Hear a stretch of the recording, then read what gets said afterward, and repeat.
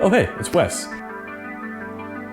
This video is brought to you by Camera Canada, and it is time for the 8 best and worst, I'm not letting you get away with this that easy, things about the new Sony a7 IV. This is a fantastic upgrade, but all around a great new camera, so let's get into it. Starting with number 1, improved autofocus system with real-time tracking. We got this from the A9, the A9 II, we got this in the a7S III, but finally we can use that super slick, very superior tracking system that we saw in all those more advanced cameras. It has come down to the base model, the a7 IV, finally. I know a lot of people have been waiting for that. Not only is it great and fast and accurate, you can also do touch tracking using the touchscreen. Yes, but this camera gets way hotter than the a7 III does. It has to process harder, it works harder all the time. And so we're actually getting worse battery life, about 22% worse. And this camera is going to be more prone to overheating. If you don't set this to the high temperature limit, this thing will crap out on you pretty quickly. So make sure you make that switch. It's not that important. 22% is not that big a difference for the upgrades that you get. I mean, I have lots of batteries. And what other upgrades do we have? Well, number 2, we have a new body with improved ergonomics, improved weather sealing, this nice big grip, very chunky. We have this flip screen that allows you to go into selfie mode and see what you're doing. And we have some nice new dials on the back here. You can use this dial for white balance or exposure. The buttons are clickier and pushier. They're easier to use with gloves. It's a fantastic ergonomic upgrade. New body, but almost the same flip screen. This screen is still just approximately VGA resolution. It is not sharp and clear. This is no Retina display. Not even remotely the amount of pixels and resolution and sharpness and clarity as just a basic smartphone that you see these days. This panel costs Sony practically nothing, and they just keep using them like this. Additionally, a flip screen isn't for everyone. If you're just a photographer and you've got the screen on the back because, you know, you're taking pictures, you put the camera down, you want to take a picture from below, you can't just pull the screen out anymore. You've got to pull it out all the way and then flip it around. Likewise, if you're shooting above your head, you've got to pull the screen out and flip it down to see instead of just pulling on the screen, which is much simpler. This is obviously compromised to appeal to video shooters, as is becoming more common these days, especially on YouTube. It's just a small screen though. It's not that important for it to be enormous or ultra high res. You're nitpicking. Number 3, we're looking at, honestly for me personally, one of the most anticipated changes. You can use lossless compressed RAW on this camera. So instead of just having either uncompressed or compressed, like we've been able to do in the past with Nikon cameras, we have a compressed, lossless codec. So you get a smaller file size, faster writes, without having to deal with the bloat of a completely uncompressed file. And that's really important for this camera because we have more megapixels. We don't want to take up any more space than we have to. Yeah, that is a great feature to have, but it comes with a huge caveat. When you're shooting in lossless compressed, you can only get 6 frames per second on this camera. That is slow for a modern camera. We have competition to this camera that shoots as much as 20 frames per second. So you're losing a lot there. It seems like this processor is working really hard to keep up with 33 megapixels that it is shooting. Okay, but this is not a sports and action camera. But if you want that speed, you can use JPEG, you can use compressed RAW. You do have options here.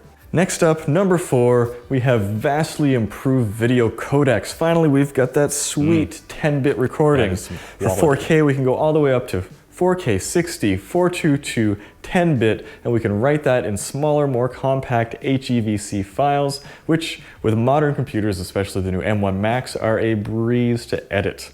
And if you want to shoot all eye, you can go all the way up to 600 megabits per second. And that is facilitated by another big advantage of this camera, dual UHS 2 card slots with the addition of a CF Express Type A slot. High megabits per second, high write speeds, fantastic. I was super happy to see that myself, but that all-eye compression, you can only get that, well, I did mention super high quality stuff going into one card to a compact flash. Hey, you're still getting a lot for your money here. There's only one slot. So if you're writing in that super heavy 600 megabits per second codec, you can't write it redundantly. Additionally, that 4K 60, that is 1.5 times crop. You're shooting in APS-C mode when you're shooting that, and the camera gets really hot while you're doing it. Yeah, but you know what 4K 60 with a 1.5 crop is better than? No 4K 60 at all. Number 5, best new feature is improved image stabilization in 2 ways. You can use the new active stabilization for 5.5 stops of image stabilization, or you can not use stabilization in body and bring it into Catalyst Browse or Catalyst Prepare and have that magical post-stabilization done to your footage. I don't have the most stable hands, I will grant you that. But more crop. If you shoot an active stabilization, boom, it crops in a little bit. If you're shooting 4K 60 and active stabilization, kaboom, it crops in even more. And even the Sony Catalyst Browse stabilization really wants you to crop in deep, but you can set that crop while you're setting up your stabilization, so you can choose how much to chew into the video. Whereas if you're using active stabilization, it's just doing what it's doing. This isn't the a7S III. Look, you're paying a lot less money and still getting most of the same functionality. Speaking of which, this camera can crop you in just a little bit to compensate for focus breathing. That is amazing, especially since one of my favorite lenses ever is the 35G Master, which we're filming on right here. Let me show you. No, don't. No, I'm gonna show you. No. Here we go. Here we go. You ruined the magic. Look at that. I'm in tight now. We're filming on the A9, and the frame has significantly changed. Yeah, it's ruined it. Yeah, focus breathing compensation is fantastic, but it adds even more crop. You slap the 35G Master on there, you throw on active stabilization, and then you shoot in 4K 60, you're looking at a sensor size that's approximately the same as Micro Four Thirds. Why on earth did you get a full frame camera? Yes, I'm being a bit hyperbolic here, but it is true. Again, you don't have to use that feature. It's up to you. Number 7, and obviously one of the most obvious things, we have more megapixels. We have 33 megapixels versus 24. Is that important? Well, for me, it's still within the sweet spot for like wedding and event photography. You don't want way too many megapixels. You don't want ungainly files if you're shooting thousands of pictures in a day. So it's still manageable, but gives you a little more cropping power and also gives you more pixels left over when you're shooting in APS-C mode. So instead of just getting 10 megapixels, you're getting 14, which is actually a usable amount, especially if, say, you have experience with an a7S III and you thought the 12 was enough. That is true, they gave us more megapixels. And yeah, that's fantastic, but unfortunately, at what cost? I'll tell you the cost. When you get more, and boy is there a lot more here, things get slower. So what am I talking about specifically? The silent shutter is actually commensurately worse on this camera. So it seems to be scanning each pixel at approximately the same rate, and so our silent shutter is just that much worse. So you'll have more banding artifacts, you'll have more warping, but only slightly. Sometimes having just a little bit more can be too much. You don't have to use the silent shutter, and I mean, in natural light, it still works great.